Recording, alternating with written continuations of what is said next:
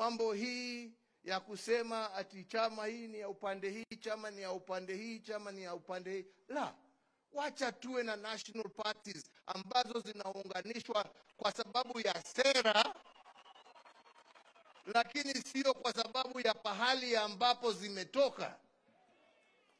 Hakuna sababu ya nyinyi kama wanajubilee kuchagua mtu kutoka kila kona yeyote ya Kenya.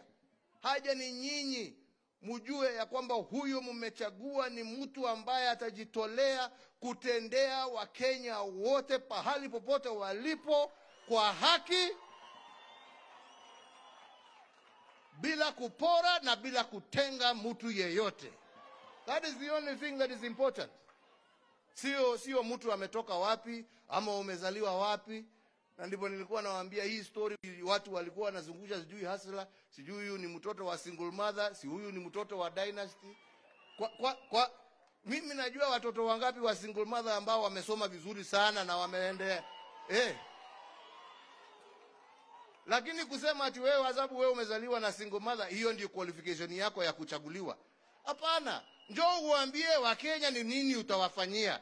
Pahali popote umezaliwa, haja ni nini unawafanyia. Anyway, hapana.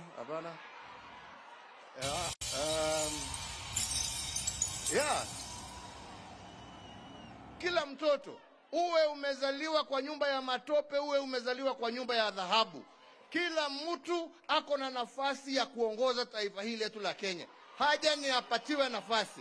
Na tunataka sisi iwe chama chetu cha Jubilee ndicho kitapatia Wakenya wote bila kubagua nafasi ya uongozi katika taifa letu la Kenya. Na hiyo ndio lengo letu. Na hiyo ndio nimesema, na nitahakikisha mimi nimesimamia hiyo process mpaka mwisho. Na ndio zile shida